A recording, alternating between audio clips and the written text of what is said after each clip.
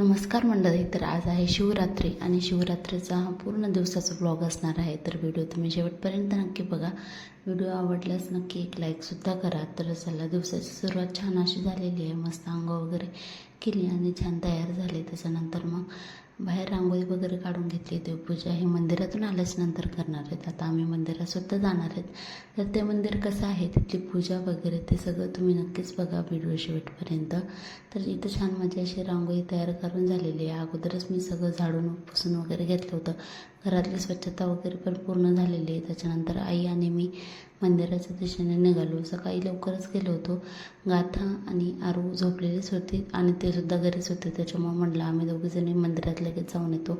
सकाळचं वातावरणसुद्धा इतकं फ्रेश होतं आणि रस्त्यावर गाड्यासुद्धा खूप कमी होत्या, कारण सकाळी आम्ही लवकरच गेलो होतो, जवळपास 8च्या दरम्यान.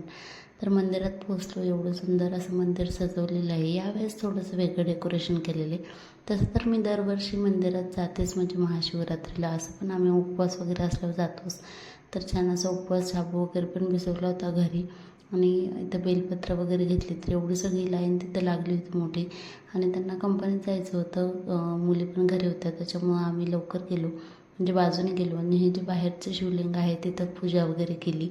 तर पूजेचं सामान आम्ही तिथंच घेतलं होतं. जे काही बेलपत्र फूल वगैरे आहे ते मी पहिल्यांदा पूजा करून घेतली. महाशिवरात्रीचं महत्त्व असं आहे की या दिवशी शंकर आणि माता पार्वती यांचं लग्न झालं होतं. तर त्याच्यामुळं जे सौभाग्यवती आपल्या नवऱ्यासाठी म्हणजे उपवास करतात या दिवशी. आणि महाशिवरात्री एकदम पवित्र दिवस मानला जातो. त्या दिवशी खूप प्रसन्न वातावरण असतं सगळीकडचं आणि प्रत्येक म्हणजे महादेवाच्या मंदिरामध्ये खूप सारी अशी गर्दी असते. तर इथं आईने वगैरे देवपूजा करून घेतली. बेलाची पत्ते शक्यतो आता जास्त बघायला भेटत नाही. ते एकच फुल आणि चंदनाचे जास्त त्याच्यामध्ये हे होते. तर तेच वाहिले. दूध वगैरे आणलं होतं ते त्याच्यामध्ये टाकलं. छान अशी पूजा केली. मंदिरसुद्धा किती सुंदर सजवले ते सुद्धा बघा.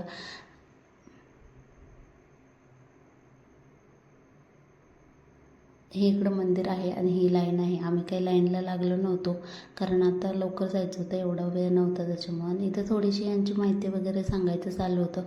आजूबाजूला जी 12 ज्योतिर्लिंग वगैरे पण ठेवले होते ते सुद्धा इकडं पुढं आहेतच, ते सुद्धा बघा तुम्ही.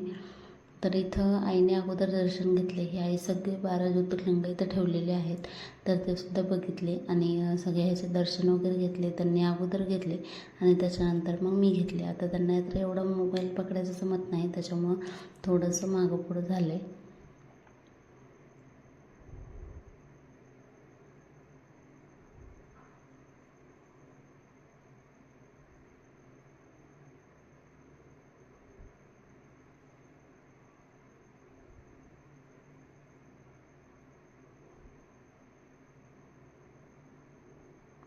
बाहेर आल्याच्यानंतर तिथं उपवासाचं म्हणजे बरंच केळी ह्याचे लाडू चिप्स वगैरे असं मला वाटायला चालू होतं. आणि इथं चहा होता, त्याच्यामुळे आम्ही दोघींनी तिथला चहा वगैरे घेतला. सकाळी सकाळी घरून तर काही केलं नव्हतं. इथं आल्यावरच आम्ही पहिला हा चहा घेतला आहे. आणि इथंसुद्धा हे जे आहे दरवर्षी नसतं, पण यावर्षी त्यांनी केलेलं आहे वाटतं. तर इथं नंदी आणि महादेवाची मोठी मूर्ती अशी ठेवलेली आहे. सगळेजण तिथं फोटो व्हिडिओज वगैरे पण काढत होते. तर आम्हीसुद्धा तिथे एक व्हिडिओ काढला आणि छान फोटोसुद्धा काढलेले आहेत. घरी आल्याच्यानंतर त्यांना जायचं होतं, त्याच्यामुळे आईने शाबू बनवला. घरी आल्याच्यानंतर बटाटा वगैरे मी चिरून ठेवला होता. त्यांनी मस्त असा शाबू गरम गरम बनवला, त्यांना डब्यात भरून दिला. त्या दोघीसुद्धा उठलेल्या नव्हत्या, त्याच्यामुळे मलासुद्धा आता पुढची पूजेची तयारी करायची होती, कारण घरची देवपूजा सगळी राहिलेली आहे. तर इथं सकाळी सकाळी मी गेले होते वर. छान असे फुलं आलेली आहेत झाडाला. तेच फुलं आणण्यासाठी मी गेले होते आणि तिथं फुलं वगैरे घेतली आणि त्याच्यानंतर मी खाली आले. तर मी जी काही मोठी पूजा केलेली आहे ती सगळी लाईव्हमध्ये दाखवलेली आहे. म्हणजे शिवलेला अमृतसुद्धा वाचलं होतं 11वा अध्याय. आणि पूर्ण पूजेची मांडणी ही जी लाईव्हचा व्हिडिओ आहे मी त्या दिवशीचा सोमवारचा महाशिवरात्रीचा, तर त्या ह्याच्यामध्ये केलेली आहे. आणि इथंसुद्धा हे बघा अशी काही पूजा झालेली होती. तर पूर्ण व्हिडिओ नक्की बघितला त्यासाठी खरंच थँक्यू. जर तुम्हाला आजचा व्हिडिओ कसा वाटला नक्की कमेंट करून सांगा. भेटू आपण उद्याच्या व्हिडिओमध्ये. तोपर्यंत तुम्ही चॅनलला सबस्क्राईब करा.